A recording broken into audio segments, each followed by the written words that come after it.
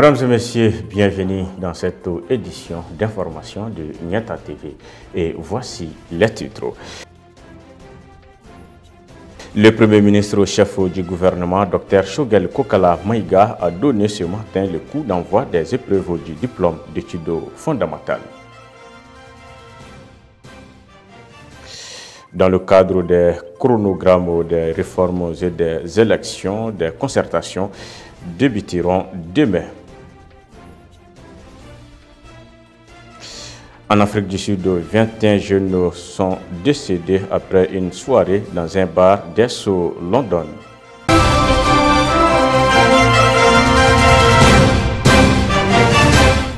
Comme annoncé dans les titres, le Premier ministre chef du gouvernement, Dr Choguel Kokala Maïga, le ministre de l'Éducation nationale et celui de l'enseignement supérieur ont lancé ce lundi matin les épreuves de diplôme d'études fondamentales d'IF. Le chef du gouvernement a profité de cette occasion pour remercier les acteurs de l'éducation et il a invité les candidats à plus de courage pour se relever les défis. La cérémonie de lancement a eu lieu au groupe scolaire de Sogoningo. Après 9 mois d'apprentissage sous la pluie, la fraîcheur et dans la chaleur, les élèves de la 9e année ont commencé ce lundi 27 juin 2022 les épreuves du diplôme d'études fondamentales DFA. Le Premier ministre a félicité les candidats et les acteurs de l'éducation qui n'ont ménagé aucun effort pour la réussite des examens. C'est un message du président de la transition, de tout le gouvernement, à l'endroit d'abord des élèves. Nous avons le même type d'exercice dans toutes les régions. Les ministres sont partis à l'intérieur et dans toutes les régions aujourd'hui. Les ministres seront là pour encourager les élèves au nom des autres. Le deuxième message que nous voulons faire passer, c'est saluer l'administration scolaire, le ministre de l'Éducation et tous ses collaborateurs qui n'ont ménagé aucun effort. On puisse tenir les examens à temps sans aucune perturbation.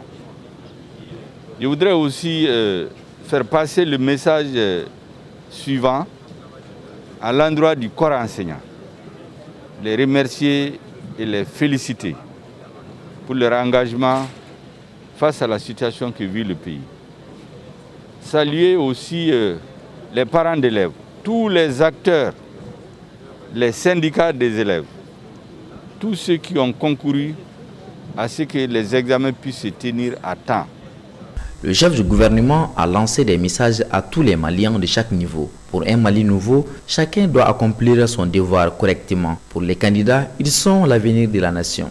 C'était une volonté politique des plus hautes autorités de notre pays qui vient de se réaliser. J'ai indiqué aux jeunes qu'ils ont un défi à relever. Tout le Mali les regarde. C'est la future élite dirigeante, les futurs cadres, les futurs hommes d'affaires, les futurs paysans, agriculteurs, commerçants de haut niveau qui doivent construire notre pays.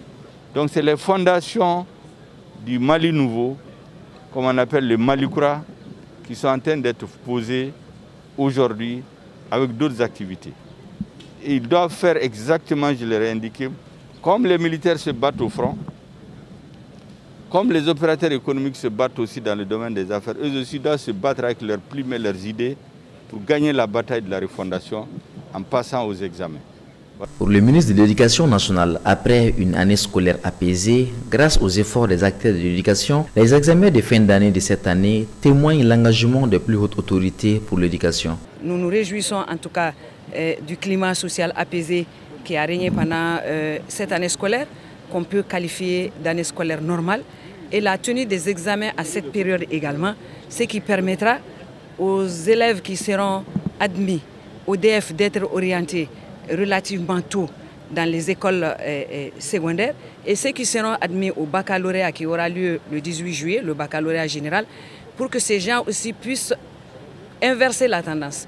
Nous avons l'habitude de voir que les admis, les bacheliers maliens, vont dans les universités à l'année +1, C'est-à-dire qu'ils passent au bac en 2022, mais ce n'est qu'à la rentrée 2023 qu'ils pourront commencer les cours universitaires. Ceci est dû au retard accumulé parce que nous avons nos résultats au-delà d'octobre, au-delà de septembre. Donc les dispositions techniques sont là, c'est que déjà nous avons remarqué que dans les centres, tout est prêt et par rapport aux surveillants, par rapport au matériel didactique et même dans les régions. Par exemple pour les régions de Kaï, pour les régions de Kidal, de Gao et de Menaka, c'est l'armée de l'air, le ministre de la Défense qui nous a aidés à transporter près de 4 tonnes de matériel. Parce qu'il y a tout ce qu'il faut pour que les examens puissent se passer dans les meilleures conditions. Après l'ouverture de l'enveloppe, le Premier ministre a visité le forage installé dans la cour du groupe scolaire 2 de Sokoninko par le président de la transition, le colonel Assimi Goïta. Bonne chance à tous les candidats.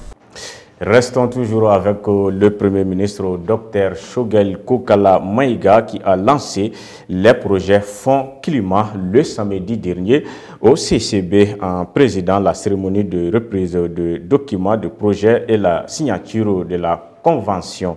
C'était en présence de plusieurs personnalités. Suivons les commentaires. En effet, notre pays est confronté aux défis climatiques. Pour y faire face, le gouvernement a élaboré un arsenal réglementaire et institutionnel servant de cadre de référence pour un développement socio-économique durable et inclusif et la mise en place du Fonds Climat Mali. Il s'agit par exemple de la politique nationale sur le changement climatique. Les ressources mobilisées dans le cadre de ce fonds sont destinées au financement de projets. C'est ainsi que 9 projets ciblant surtout les jeunes et les femmes ont reçu un financement du 10 fonds destiné à 10 régions. Ces projets couvrent 19 cercles placés sous la coordination du Bureau de l'Organisation des Nations Unies pour l'éducation, la science et la culture UNESCO à Bamako. Ils renforceront leur résilience face aux effets néfastes du changement climatique. Il s'agit là de relever les défis liés à l'insécurité alimentaire, à la réduction de la pauvreté, aux pressions sur les écosystèmes et à la diversification des sources de revenus de cibles prioritaires. Des documents de projets intitulés « Résilience des populations vulnérables au changement climatique par l'utilisation des techniques de gestion durable des terres de Delta central et résilience des populations vulnérables au changement climatique par la gestion des ressources en eau dans le Sahel occidental Mali ont été élaborés pour ce faire d'un montant de 130 milliards de francs CFA et seront présentés bientôt aux bailleurs de fonds par le coordinateur résident du système des Nations Unies au Mali lors d'une table ronde pour recueillir le financement, a précisé le Premier ministre. À travers son projet de stratégie intégrale pour les pays du Sahel mise en œuvre par l'UNESCO, le système des Nations Unies a invité le gouvernement à soumettre des programmes prenant en compte les objectifs de développement durable, a précisé Dr Shogel Kokala Maïga. En réponse, un bureau de consultants a été recruté pour élaborer les programmes, a souligné le chef du gouvernement. Des documents de projet ont été élaborés et validés en avril dernier, a expliqué le patron de la primature. Le chef du gouvernement a remercié tous les partenaires techniques et financiers, en particulier les royaumes de Suède et de Norvège qui accompagnent le Mali dans le processus de renforcement de la résilience des populations à travers le Fonds Climat Mali. Le représentant de l'UNESCO a révélé que la coopération entre son organisation et ses partenaires obéit à une approche de mise en commun des expertises pour la conception et l'exécution des projets conjoints au niveau local, national et régional. Edmond Moncala a ajouté que l'UNESCO continuera à renforcer les partenariats déjà conclu à développer les coopérations bilatérales et multilatérales en s'appuyant pour ces dernières sur le cadre de coopération des Nations Unies pour le développement durable signé entre le gouvernement et les Nations Unies.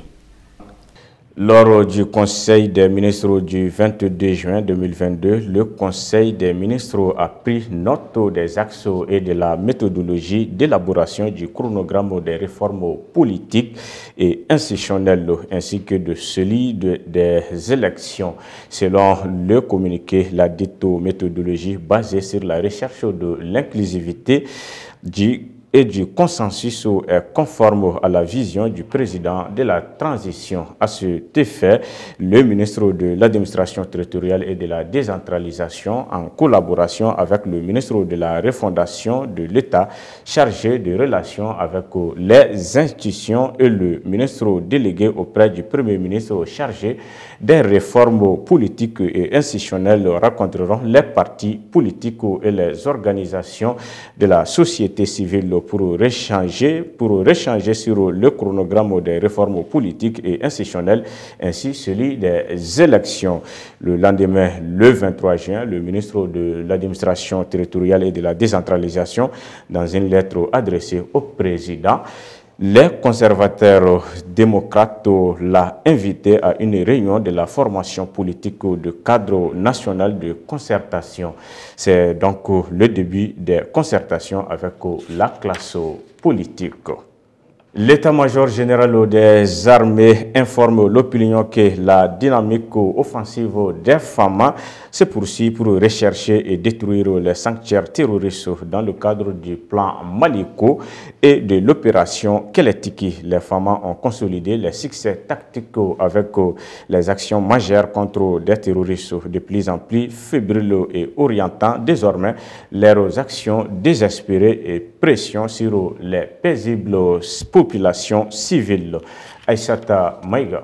Dans les régions de Kuchala, Bougouni, Nara et Sigasso, les priorités opérationnelles ont porté sur la précision des renseignements et la recherche des terroristes. Les reconnaissances offensives de sécurisation de la campagne agricole ont permis d'interpeller 8 suspects terroristes mis à la disposition de la prévôté. Les priorités opérationnelles ont porté sur la consolidation des positions des FAMA, notamment à Menaka. Des vols de réassurance des populations ont concerné les secteurs de Fafa, Djebok, Imenas et In-Ekar dans la région de Gao. Sur le centre de l'opération Maliko, les priorités opérationnelles ont été orientées sur la stabilisation du secteur de Djalassou suite à l'attaque terroriste contre les populations dans la nuit du 18 au 19 juin 2022. Le bilan exploité des opérations menées dans la forêt de Sama, Soso, dans la zone de Wenkoro, a fait état de 59 terroristes neutralisés dont des responsables Djibril Sangare du village de Wenkoro, Amidou Bari du village de Mondoro,